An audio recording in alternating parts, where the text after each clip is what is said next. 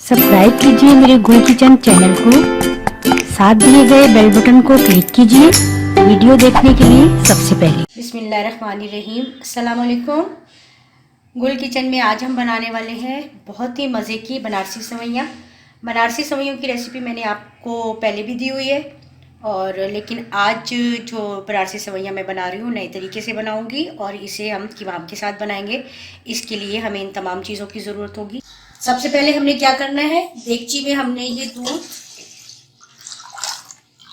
चूल्हे पर चढ़ा देना है और इसको हमने तकरीबन इतना पकाना है कि ये बिल्कुल 3 हिस्से ख़त्म हो जाए और एक हिस्सा रह जाए, बहुत यानी खोया सा बन जाए अलग से। फिर हमने इसमें दूसरी जो है चीज़ें शामिल कर ली। ये देखें, दूध को हमने इतना पका लिया है कि ये दूध बिल्कुल जो है वो इस तरह सा गाढ़ा सा हो गया है और 3 हिस्से तकरीबन दूध जो है वो ख़त्म हो गया और बिल्कुल ये एक हिस्सा दूध रह गया 1 लीटर में से। अब हम इसमें चीनी ऐड कर देंगे।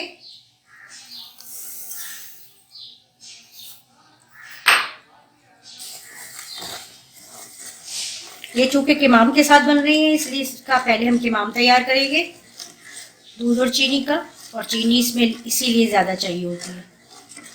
अब हमने इसको इतना पकाना है कि चीनी बिल्कुल इसमें डिज़ोल्व हो जाए।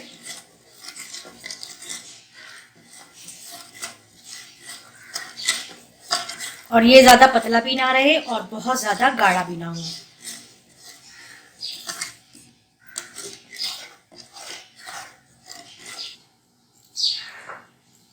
जब तक हमारा जो है कबाब तैयार हो रहा है हमने दूसरे चूल्हे पर रख दिया और हम ये थोड़ा सा घी इसमें लेंगे फ्राई पैन में।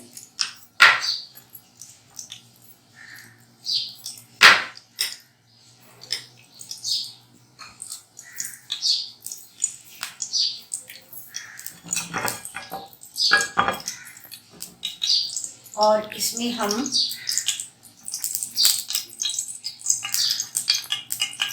सेवइयों को हल्का सा फ्राई करेंगे। वैसे ये सेवइयों को हम पानी में बॉईल करके भी बना सकते हैं, लेकिन वो ना इतनी ज़्यादा टेस्टी नहीं बनती, इसलिए हम इसे हल्का सा घी में फ्राई करेंगे क्योंकि सेवइयाँ तो बहुत जल्दी गल जाती हैं और इसलिए अगर पानी में बॉईल करते हैं तो बहुत ज़्यादा सॉफ्ट हो जाती हैं और फिर वो चिपक जाती हैं। इसलिए मैं तो इसको अलहदा से फ्राई करूँगी। बिल्कुल हल्का सा फ्राई करना है, ऑलरेडी इनमें गोल्डन कलर है, हम इनको जलाएंगे नहीं और बिल्कुल हल्के हल्के हाथ से इसको थोड़ा सा फ्राई कर लेंगे।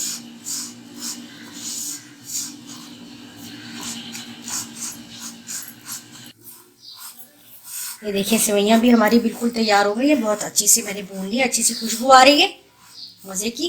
बस ये भी तैयार है, वहाँ हमारा कबाब भी बिल्कुल तैयार हो गया। हमने क्या करना है कि पैन में घी ऐड करना है, सेवइयाँ हमने निकाल ली है भूनकर।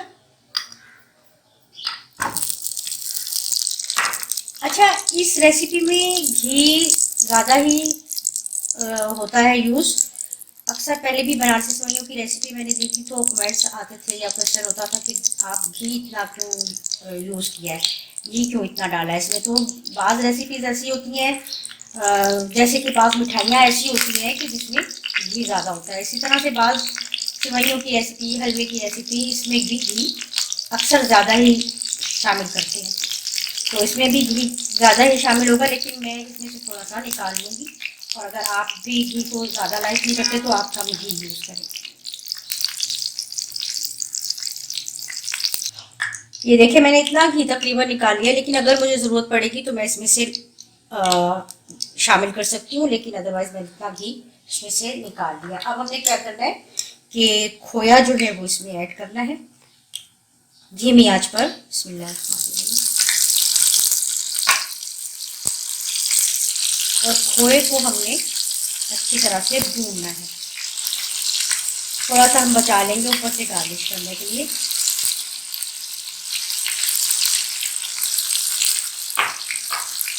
इसको हमने अच्छी तरह तोड़ लेना है घी में और फिर भूनना है ताकि इसका कलर जब हल्का सा पिंक सा हो जाएगा तो बस ये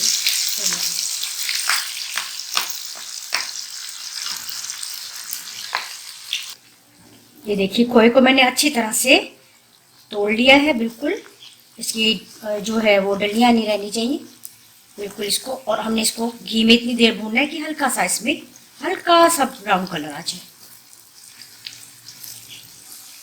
देखिए खोया तकरीबन हमारा भून गया है घी में, इसको हल्का सा कलर भी आ गया है, बस अब ये रेडी है। ये देखिए कबाब हमारा बिल्कुल हो गया है तैयार। ये हमने इतना ही गाढ़ा रखना है, इसकी कंसिस्टेंसी ये इतनी ही होनी चाहिए बिल्कुल। हमने इसको ना पतला ज़्यादा रखना है और ना बहुत ज़्यादा गाढ़ा रखना है। और एक बात और, इस बात का ख्याल रखिए कि इसमें मुस्तकिल चम्मच चलाते रहना है ताकि जो है ये नीचे से लगे ना, क्योंकि इसमें चीनी ज़्यादा है और दूध बिल्कुल गाढ़ा हुआ था, इसलिए ये लगने का ज़्यादा खतरा होता है। अब ये बिल्कुल तैयार हो गया। अब हमने क्या करना है, इसमें भी ये सेवइयां शामिल करनी है।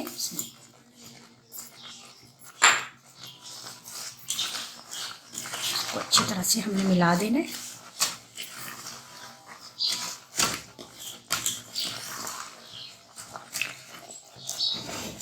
साथ ही हमने ये इसमें खोया भी शामिल कर देना है।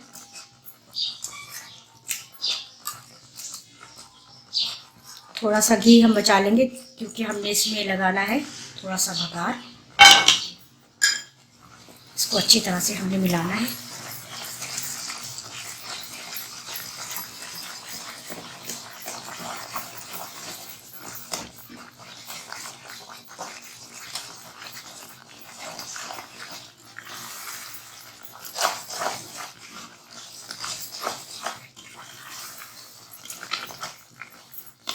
हल्के हल्के हाथ से इसको मिलाते रहना ताकि सेवइयां जो है टूटे ना। और अब इसको हमने कवर करके थोड़ी देर के लिए बिल्कुल धीमी आंच पर, या हो सके तो तवा नीचे रख दें ताकि ये बिल्कुल खुश्क हो जाए।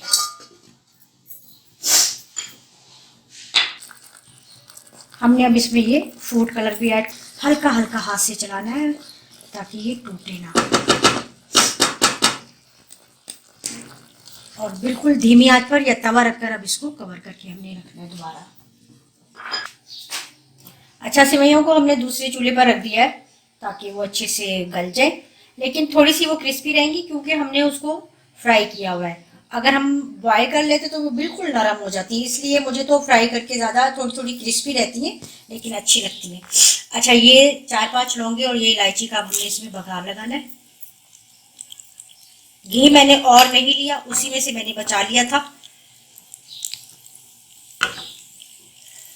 थोड़ा सा इसको चूल्हे को तेज कर देंगे। इसी फ्राई पैन में मैं बघार लगा रही हूँ, दूसरा फ्राई पैन मैंने नहीं लिया। थोड़ा सा मैं घी इसमें और ऐड कर रही हूँ।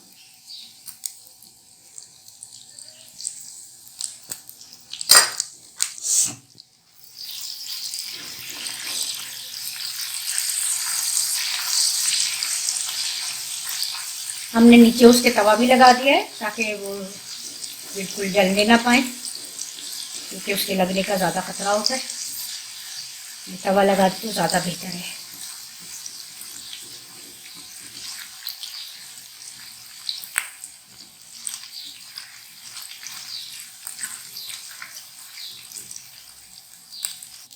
देखिए बघार बिल्कुल तैयार हो गया। अब हमने इसमें ये बघार डाल देना है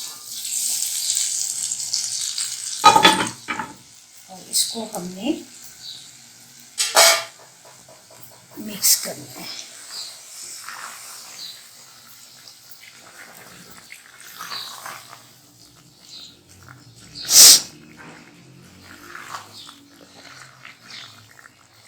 बस अब हमने इसको कवर करके रख देना है 15-20 मिनट के लिए, ताकि ये अच्छे से आराम से होती रहे और बिल्कुल मज़े की बन जाए।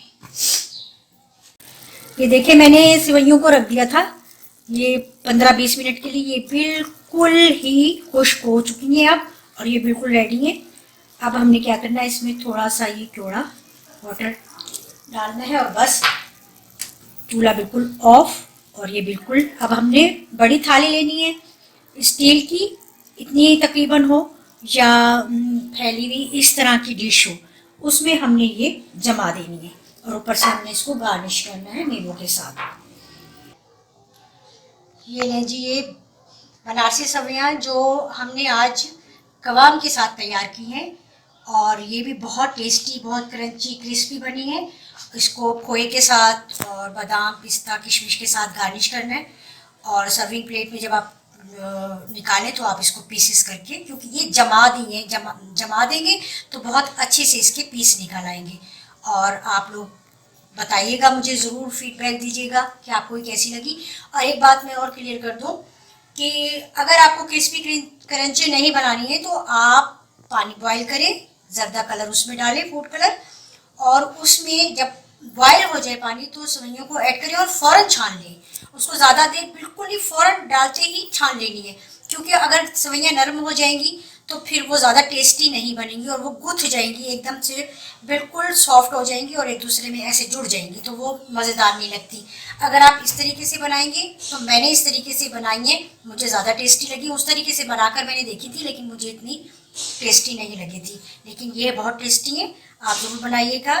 और अगर अभी तक आपने मेरा चैनल सब्सक्राइब नहीं किया तो ज़रूर सब्सक्राइब कीजिए, ताकि नई नई अच्छी अच्छी रेसिपी सीखें और अपने किचन में बनाएं और सबको खिलाएं। और लाइक कीजिए और सब अपनों के साथ शेयर कीजिए। नेक्स्ट रेसिपी के साथ फिर मिलूंगी। अल्लाह हाफिज़।